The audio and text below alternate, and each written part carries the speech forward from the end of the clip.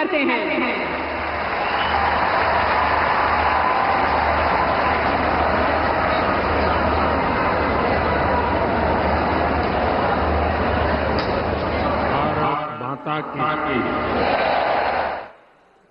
भारत माता की गुजरात के लोकप्रिय मुख्यमंत्री श्रीमान भूपेंद्र भाई पटेल, राज्य सरकार के मंत्रीगण,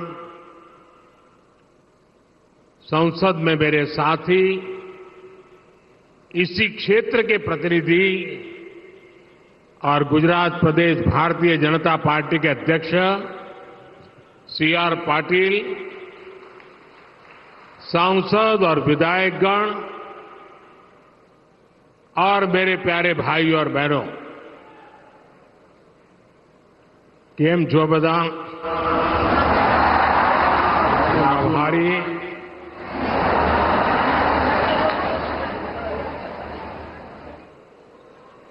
गुजरात में आज का ये मेरा तीसरा कार्यक्रम है। आज सुबह ही मुझे अहमदाबाद में पूरे गुजरात के लाखों पशुपालक साथी, डेयरी उद्योग से जुड़े लोग, उनके दर्शन करने का अवसर मिला, उनसे बात करने का मौका मिला। उसके बाद मैसाना में वाणीनाथ मंदिर की प्राण प्रतिष्ठा के आयोजन से जुड़ने का सौभाग्य मिला और अब यहां नवसारी में आप सभी के बीच विकास के इस उत्सव में शामिल हो रहा हूं।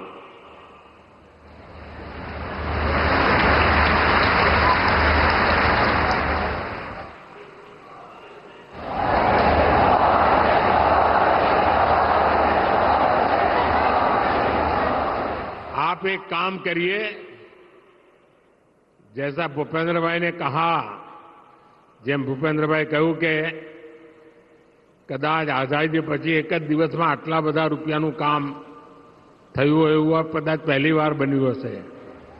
તો વિકાસનો આવડો મોટો ઉત્સવ છે, તો એક કામ કરો, બધા કરશો?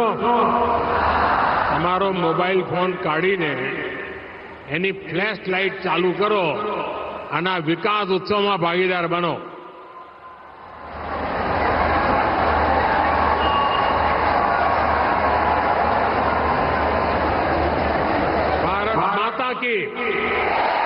એમ ના ચાલે ઠંડુ ઠંડુ। ભારત માતા की, भारत माता की, भारत माता की, भारत माता की। શાબાશ। નવસારીમાં જાણે હીરા ચમકતા હોય એવું લાગે છે આજે।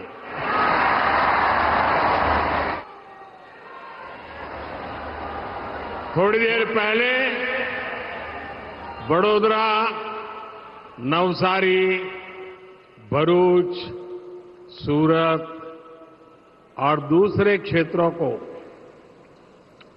हजारों करोड़ रुपए के नए प्रोजेक्ट्स मिले हैं। टेक्सटाइल, बिजली और शहरी विकास से जुड़े 40,000 करोड़ रुपए से ज्यादा की इन परियोजनाओं के लिए आप सभी को बहुत बहुत बधाई।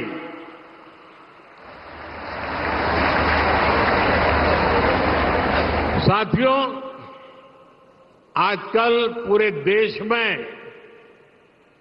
एक चर्चा बड़ी जोरों पर चल रही है, पार्लियामेंट में भी चलती है और गली मोहल्ले में भी चल रही है और वो चर्चा है मोदी की गारंटी।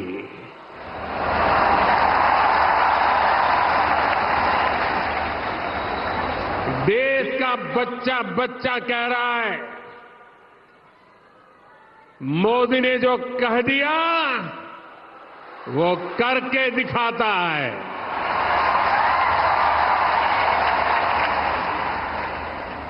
देश के बाकी लोगों के लिए तो शायद ये बात नहीं है, लेकिन गुजरात के लोग तो बरसों से जानते हैं कि मोदी की गारंटी यानी गारंटी पूरा होने की गारंटी। आपको याद होगा जब मैं गुजरात में था तो मैं एक 5F की बात करता था। इसका मतलब था 5F क्या है? उसका मतलब था farm to fibre, fibre to factory, factory to fashion, fashion to foreign. ऐसे 5F की बात करता था। यानी किसान कपास उगाएगा, कपास फैक्ट्री में जाएगा, फैक्ट्री में बने धागे से परिधान बनेंगे, यही परिधान विदेशों के लिए निर्यात होंगे। मेरा लक्ष्य था कि टेक्सटाइल सेक्टर की एक पूरी सप्लाई और वैल्यू चेन हमारे पास होनी चाहिए। होनी चाहिए ना? होनी चाहिए ना? आज आत्मनिर्भर भारत बनाने के लिए हम ऐसी ही व्यवस्थाओं का निर्माण कर रहे हैं। पीएम मित्र पार्क, ये पीएम मित्र पार्क भी इसी अभियान का हिस्सा है। नवसारी में आज जिस पीएम मित्र पार्क का काम शुरू हो रहा है वो टेक्सटाइल सेक्टर के लिए देश का ऐसा पहला पार्क है। तो सोन नवसारी वाला मेरा जवाब तो आपको। इससे कपड़ा उद्योग को बल मिलेगा, कपड़ा निर्यात में भारत की हिस्सेदारी बढ़ेगी। आप कल्पना कर सकते हैं सूरत का डायमंड और नवसारी का परिधान दुनिया के फैशन बाजार में गुजरात में कितना बड़ा, गुजरात की चारों तरफ जय जयकार होगा कि नहीं? गुजरात की गूंज सुनाई देगी कि नहीं? साथियों, आज एक प्रकार से सूरत सिल्क सिटी का विस्तार नवसारी तक हो रहा है। आज इस सेक्टर में दुनिया के सबसे बड़े उत्पादकों और निर्यातकों को भारत टक्कर देने लगा है और इसमें गुजरात की टेक्सटाइल इंडस्ट्री का बहुत बड़ा योगदान है। बीते वर्षों में सूरत के कपड़े की अपनी एक अच्छी पहचान बन गई है। यहां जब ये पीएम मित्र पार्क तैयार हो जाएगा तो इस पूरे क्षेत्र की तस्वीर बदल जाएगी।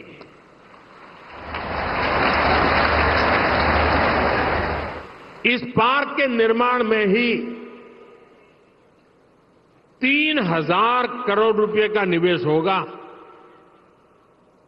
यहां पर कताई, बुनाई, जिनिंग, गारमेंट, टेक्निकल टेक्सटाइल और टेक्सटाइल मशीनरी, ऐसे हर काम के लिए वैल्यू चेन का इकोसिस्टम बनेगा। यानी ऐसे हजारों कारीगर, श्रमिक यहां पर काम कर पाएंगे। इसी पार्क में मजदूरों के लिए आवास, लॉजिस्टिक्स पार्क, वेयर हाउसिंग, स्वास्थ्य सुविधाएं, ट्रेनिंग और स्किल डेवलपमेंट की सुविधा भी होगी। यानी ये पार्क यहां आसपास के गांवों में भी रोजगार, स्वरोजगार के अवसर लेकर आएगा।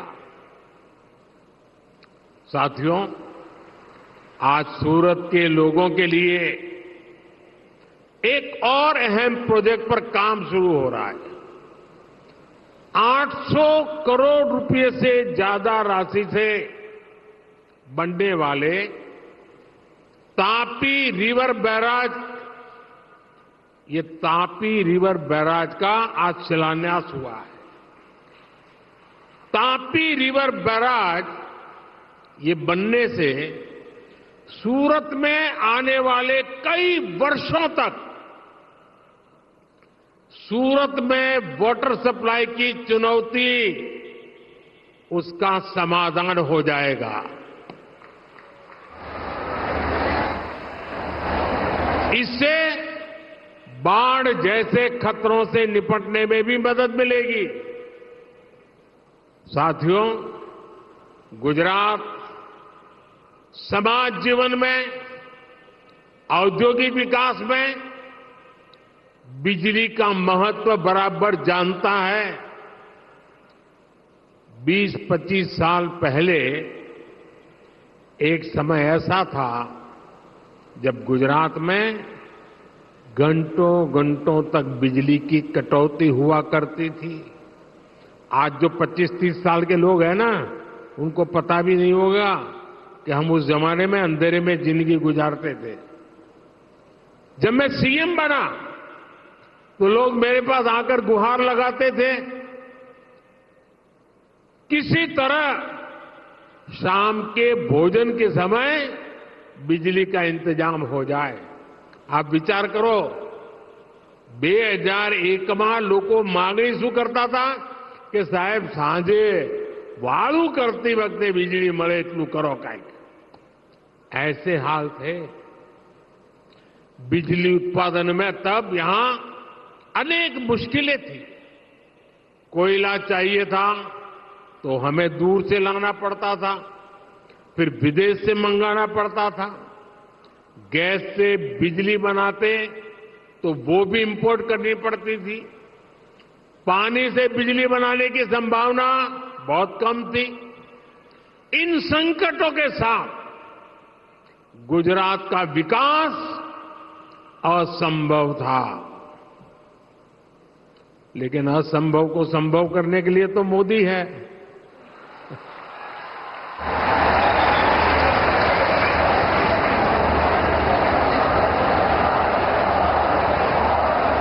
मोदी है तो इसलिए हमने गुजरात को बिजली के संकट से निकालने के लिए आधुनिक टेक्नोलॉजी को बढ़ावा देना शुरू किया। हमने सौर ऊर्जा, सोलर एनर्जी पर बल दिया। हमने विंड एनर्जी, पवन ऊर्जा पर बल दिया। आज गुजरात में सौर और पवन ऊर्जा से बहुत बड़े पैमाने पर बिजली बनाई जा रही है। साथियों, 21वीं सदी के भारत में बिजली पैदा करने में हमारे परमाणु घरों की भूमिका और बढ़ने जा रही है। आज ही तापी के काकरापार परमाणु ऊर्जा प्लांट में 2 नए रिएक्टर राष्ट्र को समर्पित किए गए हैं। ये दोनों reactor made in India technology से तैयार किए गए हैं। एक बार भारत माता की जय बोल करके इस आत्मनिर्भर की सिद्धि के लिए गर्व से हाथ ऊपर कीजिए। भारत माता की। ये दिखाता है कि आज भारत कैसे हर क्षेत्र में आत्मनिर्भर हो रहा है। अब इस प्लांट से गुजरात को अधिक बिजली मिल पाएगी। यहां के औद्योगिक विकास में और मदद मिलेगी। साथियों, नवसारी हो, वलसाड़ हो, दक्षिण गुजरात का एक क्षेत्र आज अभूतपूर्व विकास के दौर से गुजर रहा है। यहां का इंफ्रास्ट्रक्चर लगातार आधुनिक हो रहा है। और जब मैं सोलार एनर्जी की बात करता हूं, અને જ્યારે આપણા ગુજરાત એટલે તો આપણે તો કાણી પાઈનો હિસાબ રાખનારા લોકો, બરાબર કે નહીં? હિસાબ કિતાબમાં પાક્કા ને? હમણાં મોદી એક બીજી ગેરંટી આપી છે, તમારા તો એકદમ લાભની જ છે। 300 યુનિટ સુધી મફત વીજળીનો કાર્યક્રમ।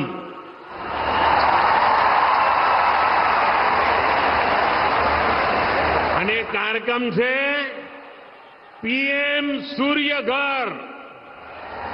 પીએમ સૂર્યઘર 300 યુનિટ વીજળી મફત। લગભગ મધ્યમ વર્ગનું કુટુંબ હોય, એસી હોય, પંખા હોય, ફ્રીજ હોય, વોશિંગ મશીન હોય, આ બધું એમાં આવી જાય। અને કેવી રીતે? તો ઘર ઉપર સોલાર પેનલ લગાવીને વીજળી પેદા કરવાની। એ પેનલ લગાવવા માટે સરકાર પૈસા આપશે, બેંકમાંથી લોન આપશે। અને ત્રીજું, તમે 300 યુનિટ કરતા વધારે વીજળી પેદા કરવી હોય અને તમારી જરૂરત કરતા વધારે વીજળી વેચવી હોય તો એ વીજળી સરકાર ખરીદી લેશે, તમને એમાંથી પણ પૈસા મળશે। બોલો, વકરો એટલો નફો છે કે નહીં? જરા બોલો તો ખરા, વકરો એટલો નફો છે કે નહીં? તો ગુજરાતમાં તો ઘેર ઘેર આ ઘરના ઉપર સોલાર વીજળી, સૂર્યવાળી વીજળી અને વીજળી મફતવાળા કામમાં જોડાઈ જાઓ। આ મોદીની ગેરંટી છે। इस क्षेत्र से देश की पहली बुलेट ट्रेन भी गुजरने जा रही है। ये क्षेत्र देश के बड़े आर्थिक केंद्रों मुंबई और सूरत को जोड़ने जा रहा है। साथियों, अब नवसारी की पहचान औद्योगिक विकास के लिए होने लगी है, लेकिन नवसारी सहित ये पूरा दक्षिण गुजरात खेती में भी बहुत आगे है। भाजपा सरकार ने जब यहां किसानों को सुविधाएं देनी शुरू की तो फलों की खेती का चलन बढ़ा।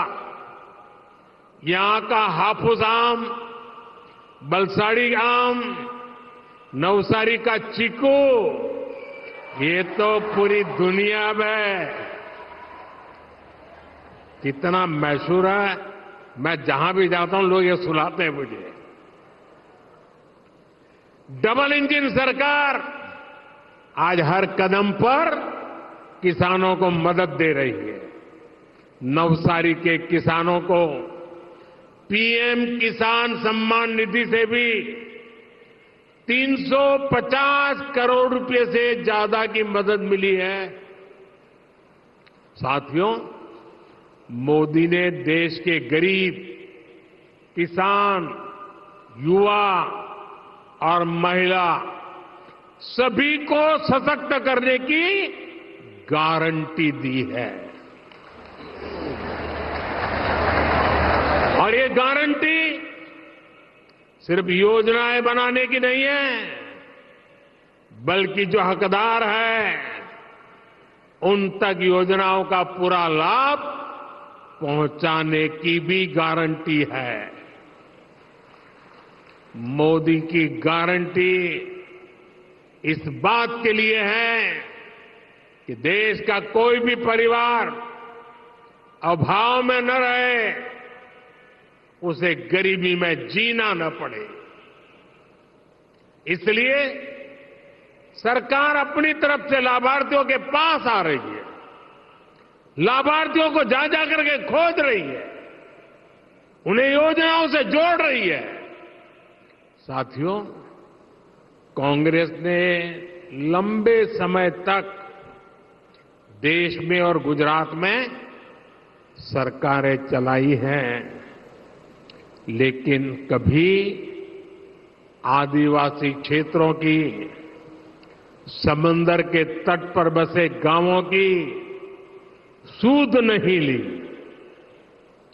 यहां गुजरात में भाजपा सरकार ने उमरगाम से लेकर अंबाजी तक पूरे आदिवासी पट्टे में हर मूल सुविधा पहुंचाने के लिए अविरत काम किया।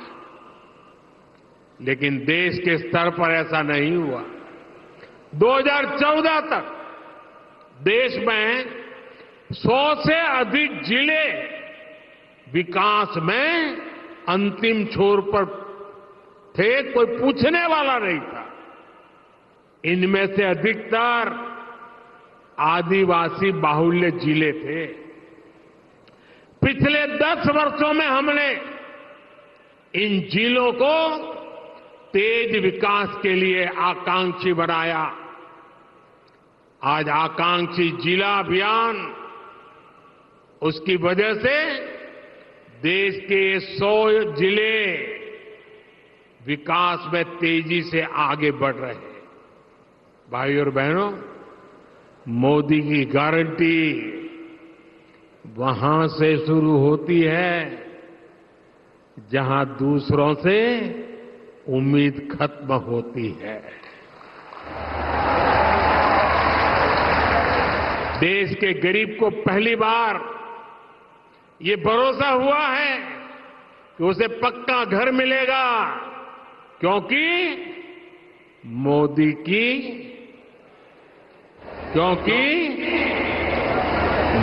की गारंटी है।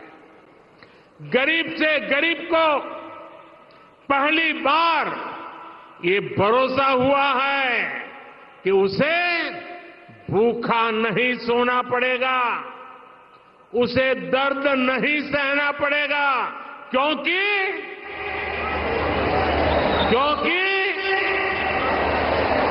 दूर सुदूर के गांव में रहने वाली बहन को भी भरोसा है कि उसके घर बिजली आएगी, नल से जल आएगा, क्योंकि मोदी की गारंटी है। क्योंकि गरीब, किसान, दुकानदार, मजदूर, इन्होंने कभी सोचा भी नहीं था कि इनके लिए भी बीमा और पेंशन की योजनाएं बनेगी। लेकिन आज ये हुआ है क्योंकि, पूरी आवाज से बताइए, क्योंकि साथियों, आदिवासी क्षेत्रों में सिकल सेल एनीमिया एक बहुत बड़ी चुनौती रही है।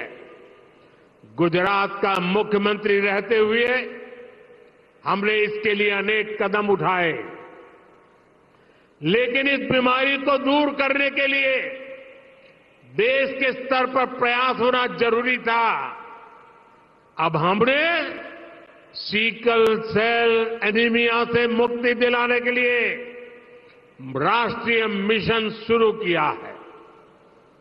इसके तहत देश भर के आदिवासी क्षेत्रों में सिकल सेल एनीमिया की जांच की जा रही है। विकसित भारत संकल्प यात्रा के दौरान भी लाखों लोगों की जांच हुई है। अब तो यहां मेडिकल कॉलेज भी बन रहा है। आदिवासी बहुल जिले में मेडिकल कॉलेज बनना पहले कितनी बड़ी बात होती थी। आज अनेक आदिवासी जिलों में मेडिकल कॉलेज बन चुके हैं। साथियों, गरीब हो या मध्यम वर्ग, गांव हो या शहर, हमारी सरकार का प्रयास है कि हर देशवासी का जीवन स्तर और सुधरे। अपने दशकों के शासन में कांग्रेस भारत को 11वें नंबर की इकोनॉमी ही बना पाई। इकोनॉमी में पीछे रहने का मतलब यह था कि देश के पास पैसे भी कम ही रहते थे। इसलिए तब न तो गांव का अच्छे से विकास हो पाया और न ही छोटे शहरों में विकास हो पाया। भाजपा सरकार ने अपने 10 साल के शासन में ही भारत को 10 नंबर से 5 नंबर की इकोनॉमी बना दिया। इसका मतलब यह है कि आज भारत के पास, देशवासियों के पास खर्च करने के लिए कहीं ज्यादा पैसा है और इसलिए भारत एक खर्च भी कर रहा है। इसलिए आज देश के छोटे शहरों में भी कनेक्टिविटी का शानदार इंफ्रास्ट्रक्चर बन रहा है। कोई सोच भी नहीं सकता था कि छोटे शहरों से भी हवाई यात्रा इतनी सहज होगी। आज देश के अनेक छोटे शहरों में लोग हवाई यात्रा का लाभ ले पा रहे हैं। कांग्रेस के दशकों के शासन ने शहरों को झुग्गियां दी। हम झुग्गियों की जगह गरीबों को पक्के घर दे रहे हैं। बीते 10 साल में हमने गरीबों को 4 करोड़ से ज्यादा पक्के घर बनाकर दिए हैं। 4 करोड़। आप सोचिए साथियों, आज दुनिया डिजिटल इंडिया को पहचानती है। ये वही डिजिटल इंडिया अभियान है जिसका कभी कांग्रेस के लोग मजाक उड़ाया करते थे। आज डिजिटल इंडिया ने छोटे शहरों को ट्रांसफॉर्म कर दिया है। इन छोटे शहरों में नए स्टार्टअप बन रहे हैं। स्पोर्ट्स के क्षेत्र में नए युवा सामने आ रहे हैं। हम गुजरात में भी छोटे शहरों का विस्तार होते देख रहे हैं। इन छोटे शहरों में एक न्यू मिडिल क्लास का उभार होते देख रहे हैं। यही न्यू मिडिल क्लास भारत को तीसरे नंबर की आर्थिक ताकत बनाएगा। भाइयों और बहनों, भाजपा सरकार जितना जोर विकास पे दे रही है, उतना ही ध्यान अपनी विरासत पर भी दे रही है। एक क्षेत्र तो हमारी आस्था और इतिहास का एक महत्वपूर्ण केंद्र रहा है। आजादी का आंदोलन हो या फिर राष्ट्र निर्माण का मिशन, इस क्षेत्र का योगदान बहुत अधिक है।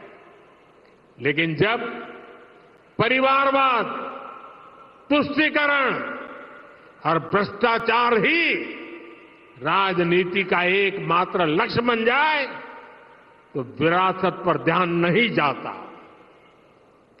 दुर्भाग्य से कांग्रेस ने दशकों तक देश के साथ लगातार यह अन्याय किया है।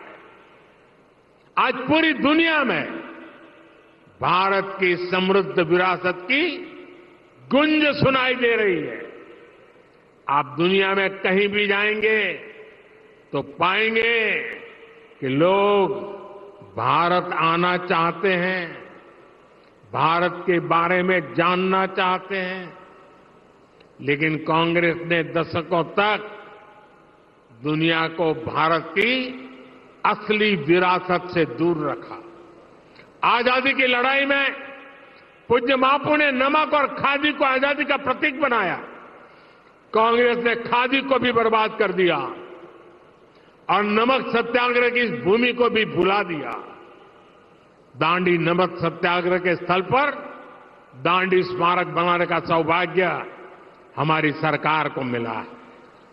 हमने सरदार पटेल के योगदान को समर्पित स्टैच्यू ऑफ यूनिटी बनाई, लेकिन कांग्रेस का कोई भी शीर्ष नेता आज तक वहां उन्हें श्रद्धांजलि देने नहीं गया। गुजरात के प्रति इसी नफरत को कोई गुजराती कभी भूल नहीं सकता। साथियों, आपने देखा है कि कैसे कांग्रेस के लोग मोदी की जाति को भी गाली देते हैं, लेकिन कांग्रेस वाले भूल जाते हैं कि जितनी गाली देंगे 400 पार का संकल्प उतना ही मजबूत होगा। ये जितना कीचड़ फेंकेंगे 370 कमल उतने ही शान से खिलेंगे।